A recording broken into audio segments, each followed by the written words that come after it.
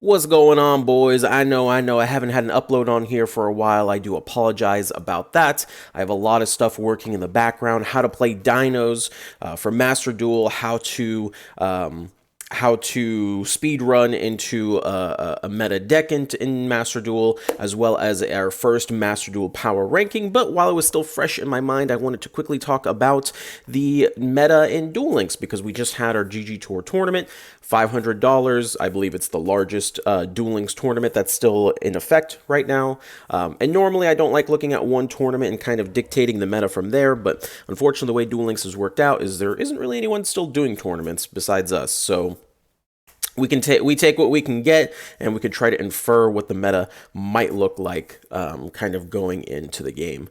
So you can see here's a top 64 of what ultimately came from that tournament. This is how many people entered. 244 total played in the first round. You can see all the deck breakdowns and everything that we had. Phantom Knight, Harpy, and WaterXcs specifically being the top three, with Abyss Actor and Magnet kind of following up suit. And you can see, at least for the top three, I guess top four, you can see it kind of kept the same: Phantom Knight, Harpy, WaterXcs, and then Abyss Actor and Teller Knight. With Magnets dropping down significantly to number three. This tournament was ultimately won by Phantom Knights. The finals was Phantom Knight versus Ritual Beast. Ritual Beast is very good in the current metagame. This meta is very much so a set 3 pass meta. With Abyss Actors kind of being the only outlier because they like to, obviously play their pendulum scales, so they can't really set 3 pass. But pretty much every other deck is heavy on the back row. We're going to be using back row. Floodgate Trap Hole is back in the metagame.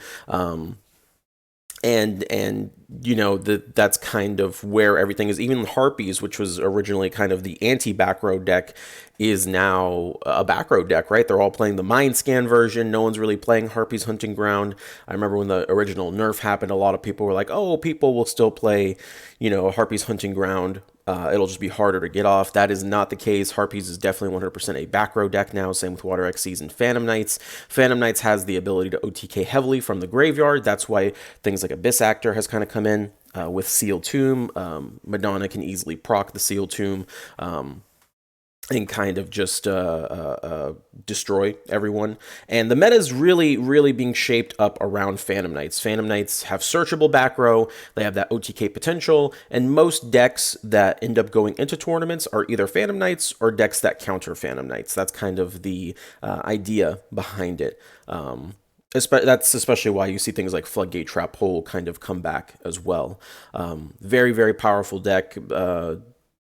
The thing is, though, this metagame is still weak. I know people are tired of hearing that, and they're like, why is our metagame so weak? Well, it's just what Konami wants to do with the metagame. They just want to slow it down. So it is probably the most powerful deck of our format, but it is still a very weak meta. If Phantom Knights is tier 1, then everything else on here is pretty much tier 2. Everything is so close in power level that it's very difficult to actually differentiate between them. Some people may enjoy that because, you end up with a more diverse meta like you have in this top graph. Some people may not so much enjoy that because while it's diverse meta, every deck feels the same, right? Every deck is set 3 cards and pass to the next turn. So it just depends on, what type of meta you personally prefer looking into. Me personally, I'm not a big fan of the set 3 meta, but we take what we can get around these parts. Harpy Lady coming in with the second most amount of tops. However, they did not go far into the tournament, if I'm being completely honest with you. Harpy Lady, while they are still a very competent deck, are no longer that best deck, and are in, it's weird because now they're in a balanced state, quote unquote. They're balanced, but they've also completely shifted what they are. They're no longer this anti-back row, kind of put the meta in check deck anymore. They're just flat out another back row deck, which is pretty funny to see. Any Harpies Hunting Ground you see is usually just put in the deck without the skill, and it's usually Mind Scan that you end up seeing doing anything. So for me personally, whenever a deck gets nerfed, I don't want it to completely exit the metagame. I do want it to stick around. So It's cool to see that they're still here. Definitely, again, like I said, everything besides Phantom Knight is pretty much in that tier 2, maybe tier 3 category. If I had to actually choose, like, okay, Phantom Knight tier 1, then like Buster Blader and something like WaterXcs is probably tier 2, and then Harpy's tier 3. I guess you could make that argument. If I'm being honest, though, like I said before, I think everything deserves tier 2, with Phantom Knights being slightly better than everything. That's how I would quantify this data. After that, WaterXcs. WaterXcs is one of the best decks we've ever had in this game in terms of its longevity and it not getting hit.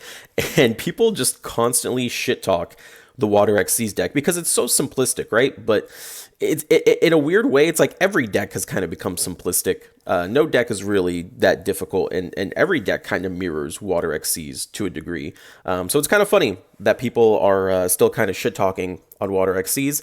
But hey, it is what it is. WaterXcs, it's back at being one of the best decks. It'll probably continue being as one of the best decks, especially if we have this kind of anti-graveyard mentality going on.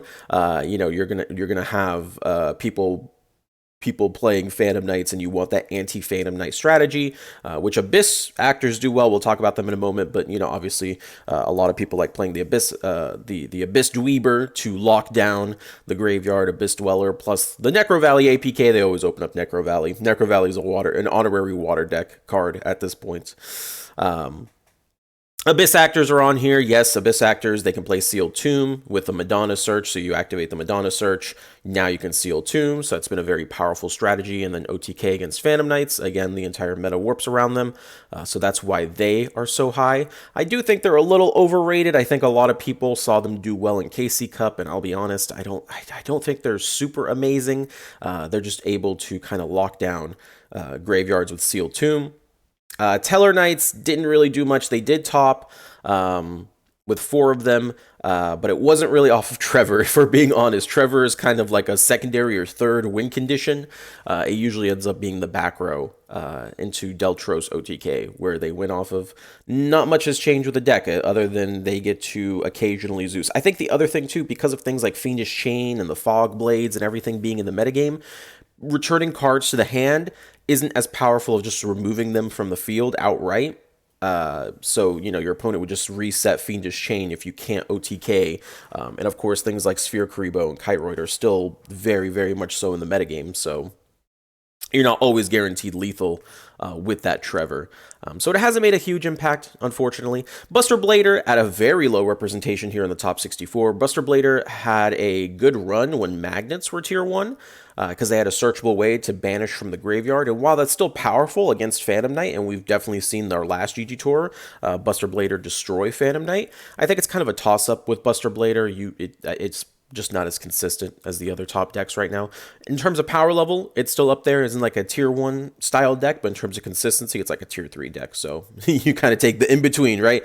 And you go into that tier 2 kind of category. Not too much else to talk about. Now we're getting kind of in the rogue category. Destiny Hero has fallen off completely. Searchable MSC is not good when people are setting 3 cards every turn, plus Abyss Dwellers all over the place, and other cards that are, negating the graveyard thanks to Phantom Knight. Melodious continues to be the most copium deck of all time. I don't really understand why anyone's playing Melodious. Not only does the deck just auto lose to set, sassy rookie pass, it's now also losing to Ritual Beast, which was the other deck that was in the finals. Set win to pass. There's now 2 decks that essentially lock them out. If by setting 1 card, then you just can't do anything as a Melodious player. You just automatically lose the game without going through extreme circumstances to try and win. I do think Ritual Beast will go up in play rate. Ritual Beast did well in KC Cup as well as this tournament. All the Ritual Beast players pretty much topped, and they all did very, very well in the tournament. And a slow set 3 meta, that's exactly what Ritual Beast wants to thrive. So I wouldn't be surprised if Melodious eventually falls off soon, maybe, if people just stop playing it. I don't know, the deck's really bad. I don't know why people still play it. Gaia has fallen off. There was a couple Gokis there was a Goki that made top 4. Again, just anti-back row against Phantom Knights, pretty much how they got there. And that's pretty much all there really is to talk about. Everything else is more in the rogue tier category. Like I said, Phantom Knight's kind of a clear tier 1. I would say maybe Harpies, Water, Abyss Actor, and Buster Blader, which might be a little weird. And you know what? We'll toss Ritual Beast in there. We'll put all those in tier 2 because all of those have direct counters to Phantom Knight, and that's pretty much what this meta is right now. You're either playing Phantom Knight or you're playing a direct counter to Phantom Knight. That's kind of what you're trying to do. And all those decks directly do something against the Phantom Knight strategy to try to win against them. You know, honestly, I'll take that back. I'll take Harpies in the tier 3. I think Harpies are kind of pushing up the tail end. Even though they're the second most represented in top, they didn't actually do that well once they got to the top 64.